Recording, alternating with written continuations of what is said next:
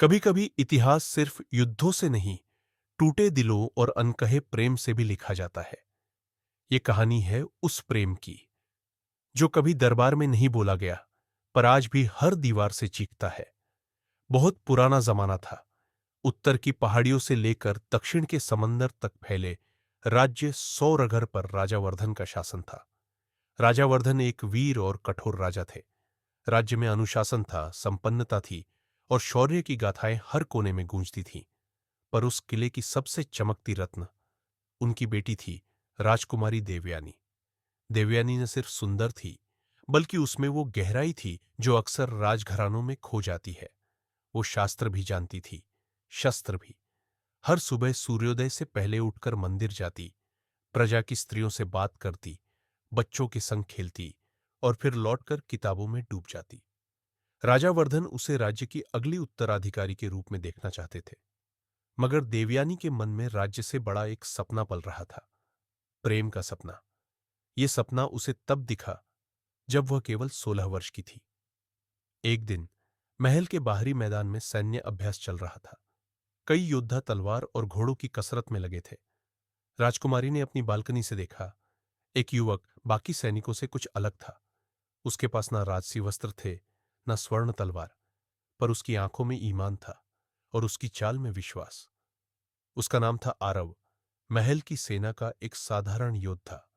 वो अनाथ था, युद्ध में पले बड़े घावों से बना इंसान, जिसे सिर्फ तलवार चलानी आती थी और चुप रहना। देवयानी ने उसी शाम अपनी दासी से उसके बारे में पूछताछ की। कुछ ही दिन में वो बहाने से अभ्यास देखने जाने लगी। कभी कोई वस्त्र गिराकर, कभी फूल लेकर। वो बार बार वहां पहुंचने लगी जहां आरव अभ्यास करता। वो बात कम करता, पर उसकी आंखें बोलती थीं। धीरे धीरे, बिना कहे ही, दिलों की भाषा शुरू हो गई। प्रेम अपने आप में साहसी होता है। देवयानी ने राजकाज की परवाह नहीं की, न राज्य की मर्यादा की। उसने आरव से मिलने के लिए महल के पीछे की पुरानी सुरंगों का रास्ता चुना। रात के समय चांदनी में महल के नीचे की जर्जर सुरंगों में वो मिलते थे। कोई संगीत नहीं, कोई गुलाब नहीं, बस दो दिल जो महल की हर दीवार से बचकर एक दूसरे में समा जाना चाहते थे। आरव ने कई बार कहा, देवयानी, ये आग दोनों को जला देगी। पर वो मुस्कुराती और कहती, मैं राख हो जाऊंगी, पर सच्ची रहूंगी। मगर सच्चा प्रेम कभी छिपा नहीं रहता। दरबार में कान थे और महल में जुबानें। राजा वर्धन को जैसे ही यह खबर मिली, उन्होंने सभा बुलाई। राज्य के मंत्रीगण, सेनापति और पुरोहितों की उपस्थिति में देवयानी को बुलवाया गया। क्या यह सत्य है? राजा गरजे। देवयानी शांत रही। उसने किसी की ओर नहीं देखा, बस धीरे से कहा, हां, मैंने प्रेम किया है, और वो प्रेम किसी सिंहासन से छोटा नहीं। राजा के चेहरे पर रक्त उतर आया। एक सैनिक से, एक अनाथ से? हमारे कुल की मर्यादा क्या तुम्हें मिट्टी में मिलानी है? उस दिन देवयानी को महल के अंदर नजरबंद कर दिया गया। आरव को बिना मुकदमा, बिना सुनवाई के सीमा पर युद्ध के मैदान में भेज दिया गया। एक ऐसे मोर्चे पर जहां से लौटना असंभव माना जाता था। देवयानी का जीवन अब केवल प्रतीक्षा था। हर सुबह सूरज से प्रार्थना करती, हर रात चाँद से सवाल पूछती, क्या वो जीवित है? क्या उसने चिट्ठी भेजी? दिन महीनों में बदले, मौसम बदले, पर जवाब नहीं आया।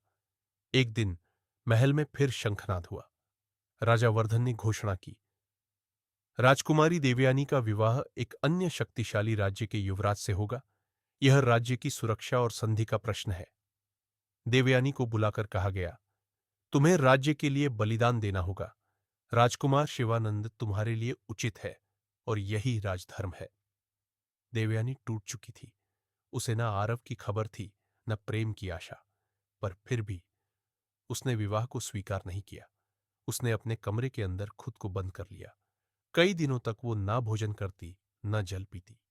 दासियां रोती रहीं, दरवाजे पर पुकारती रहीं, लेकिन उसके मौन ने महल को सन्नाटे में बदल दिया। विवाह की तिथि नजदीक आती गई। महल सजने लगा। फूलों की खुशबू हर तरफ फैल गई। पर देवयानी के मन में केवल एक गंध थी, बिछड़न की। शादी से ठीक एक रात पहले देवयानी ने एक चिट्ठी लिखी। प्रिय पिताश्री, मैं जानती हूं कि आपने मुझे राज्य के हित में सौंपा है, पर क्या एक बेटी का मन इतना तुच्छ होता है? जिसे आपने सैनिक कहा, मैंने उसे अपना जीवन कहा। उसकी आंखों में जो सच्चाई थी, वो मुझे किसी रत्न में नहीं मिली। मैंने राज्य को बचाने के लिए आरव से दूर होना स्वीकार किया, पर अब जब आप मुझे फिर एक सौदे में बांध रहे हैं, मैं मौन नहीं रह सकती। मैं मर रही हूं, पर अपनी इच्छा से। मैं ये विवाह नहीं करूंगी। मैं प्रेम को वियोग में बदलने नहीं दूंगी। यदि अगला जन्म हो, तो किसी साधारण स्त्री के रूप में हो, जहां प्रेम को समाज से अनुमति ना लेनी पड़े। चिट्ठी को तकिए के नीचे रखकर देवयानी उस रात चुपचाप झील के किनारे गई। सुबह केवल उसकी चुनरी तैरती मिली।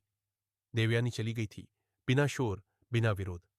राजा ने घोषणा की, राजकुमारी का स्वास्थ्य खराब था, वो ईश्वर को प्रिय हो गई। महल में कोई नहीं रोया, पर झील के पानी ने उस दिन पहली बार करवट ली। महीनों बाद एक घायल सैनिक महल लौटा। उसके शरीर पर घाव थे, पर उसकी आंखें शून्य थीं। वो आरव था। जब उसे बताया गया कि देवयानी अब इस दुनिया में नहीं, वो कुछ नहीं बोला। बस सीधा उस झील के किनारे गया जहां उसकी चुनरी मिली थी, और वहीं बैठ गया। कई दिन तक वो वहीं बैठा रहा, कुछ खाया नहीं, कुछ कहा नहीं। एक शाम वो उठा और उसी पानी में उतर गया। उसका शरीर कभी नहीं मिला, पर कहते हैं झील के पानी में अब भी दो परछाइयां उतरती है, एक रानी की, एक सैनिक की। राजा